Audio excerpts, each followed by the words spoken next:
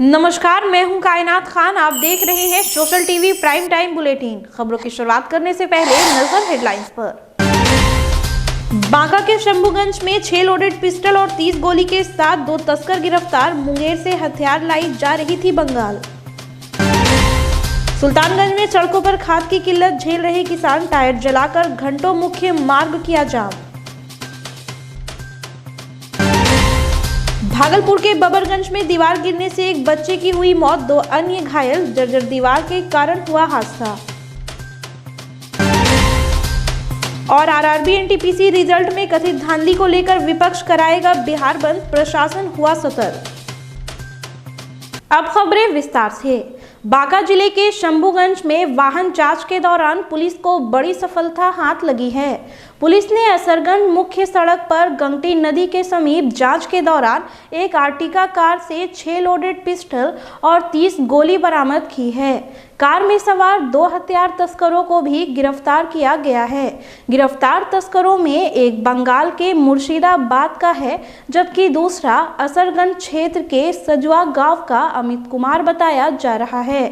SP Arvind Kumar Gupta ने बताया कि हथियार की यह खेप पश्चिम बंगाल पहुंचाने की योजना थी, जिसकी डिलीवरी लेने वह बंगाल से आया था। बरामद सभी पिस्टल मुंगेर में निर्मित हैं और जहां से उसकी सप्लाई की गई है उसका भी पता लगा लिया गया है। इस कार पर 2 लोग सवार थे। एक चालक था। चालक मुर्शिदाबाद पश्चिम बंगाल का रहने वाला था। उसके साथ ही एक अन्य व्यक्ति बैठे थे। उसके पास एक झोला था। उस झोला में की जब तलाशी ली गई तो उसमें 7.65 mm का 4 पिस्टल बरामद हुआ। सुल्तानगंज प्रखंड में यूरिया खाद की किल्लत झेल रहे किसानों का गुस्सा अब सड़कों पर फूटने लगा है। गुरुवार को बिस्कोमान भवन से खाद नहीं मिलने पर सैकड़ों किसानों ने टायर जलाकर घंटों सड़क जाम कर दिया। किसानों ने बताया कि बिस्कोमान के कर्मचारी खाद के लिए 4 दिन से टाल मटोल कर रहे हैं। यहां तक कि प्रबंधक भी हमारी समस्या सुनने के लिए तैयार नहीं है। सड़क जाम की सूचना मिलने पर थाना अध्यक्ष लाल बहादुर ने दलबल के साथ किसानों को समझा बुझाकर जाम खत्म करवाया। प्रबंधक चंदन कुमार ने बताया कि किसानों को 28 जनवरी से खाद वितरण की बात कही गई थी, लेकिन वे एक दिन पहले ही आकर हंगामा करने लगे। स्टॉक में पर्याप्त खाद है। रजिस्टर से मिलान के बाद किसानों को उचित मात्रा में खाद का वितरण किया जाएगा। 2 तारीख का ये 2 का त्योहार होता है, 3 का ये रोज डेट बनाता है, रोज गोदाम भर ले रहता है, रात भर के खाली। भागलपुर के बबरगंज थाना क्षेत्र के मोगलपुरा मोहल्ले में दीवार गिरने से वहां खेल रहे एक बच्चे की मौत हो गई, जबकि 2 अन्य घायल हो गए। मृतक मोहम्मद सूफी का बेटा 4 वर्षीय सफीक है। घटना के बाद आनन फानन ने घायल बच्चों को मायागंज अस्पताल में भर्ती कराया गया, जहां सफीक की मौत हो गई। घटना के बाद परिजनों में मातम छा गया है। परिजनों का कहना है कि यह दीवार काफी पुरानी है। कई बार इसकी शिकायत की, लेकिन कोई सुनवाई नहीं हुई है। बिहार में आरआरबी एनटीपीसी परीक्षा को लेकर मचा बवाल थमने का नाम नहीं ले रहा है। परीक्षा के रिजल्ट में कथित अनियमितताओं के विरोध में अखिल भारतीय छात्र संघ और अन्य युवा संगठनों ने 28 जनवरी को बिहार बंद का आह्वान किया है। वहीं छात्र और शिक्षकों पर एफआईआर दर्ज होने के बाद महागठबंधन इस मामले का पॉलिटिकल माइलेज लेना चाह रही है। गुरुवार को संयुक्त रूप से राजद के प्रदेश कार्यालय में प्रेस कॉन्फ्रेंस में बंद को समर्थन देने की घोषणा की गई।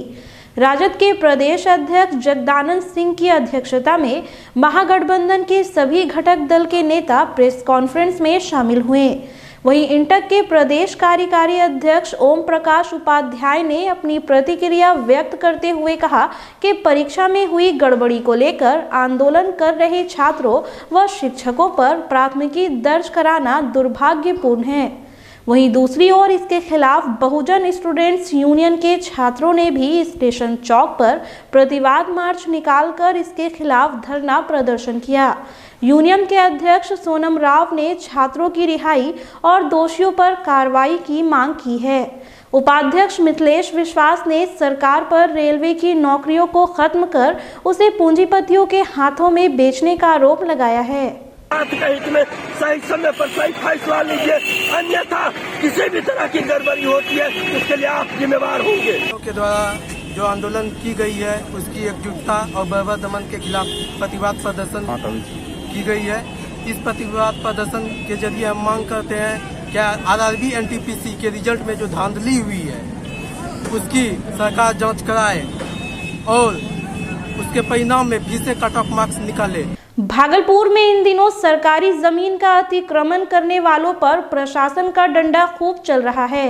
गुरुवार को सीओ स्मिता झा ने मजिस्ट्रेट के साथ नाथनगर में चंपानगर बड़ी मस्जिद गली रोड में अतिक्रमित जमीन को मुक्त करा लिया।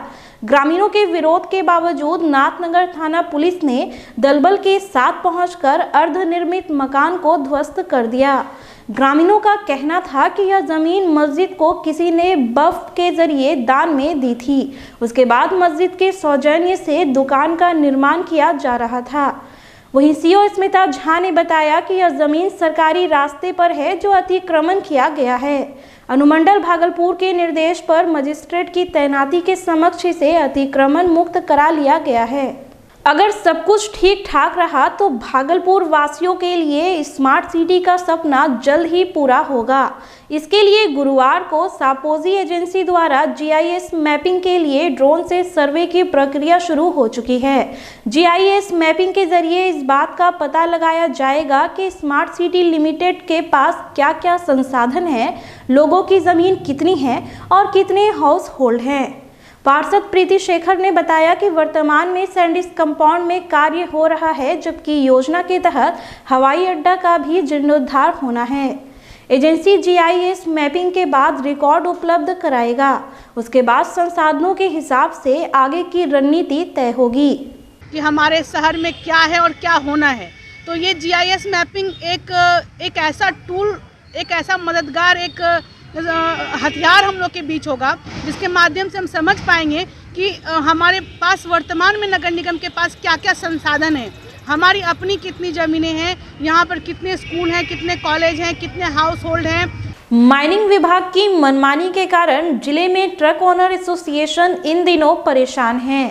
परिचालन में हो रही कठिनाई और समस्याओं को लेकर ट्रक एसोसिएशन की बैठक आयोजित की गई, जिसकी अध्यक्षता एसोसिएशन के अध्यक्ष दीपक नारायण सिंह उर्फ दीपक एवं महासचिव श्वेता कमलेश ने की। एसोसिएशन का कहना है कि अगर ट्रक किसी कारण नो एंट्री में रुक जाती है तो 24 घंटे के बदले 36 घंटे भी ट्रक को रखना पड़ जाता है और चालान 2 गुना देना पड़ता है। माइनिंग विभाग को यह जिम्मेदारी दी गई है कि चालान लिए बगैर कोई व्यावसायिक वाहन मिट्टी परिचालन ना करे, जबकि इसका अनुपालन नहीं किया जाता है। उनकी मुख्य मांग चालान की अवधि बढ़ाने की है, क्योंकि जाम में ट्रक 2-2 दिन एक जगह फंसी रह जाती है और 2 दिन का चालान देना पड़ जाता है। इसके अलावा मिर्जा चौकी से घोगा तक आने के लिए ट्रक का परिचालन करीब 35 से 40 किलोमीटर अधिक करना पड़ता है, जो अत्यंत ही खर्चीला है।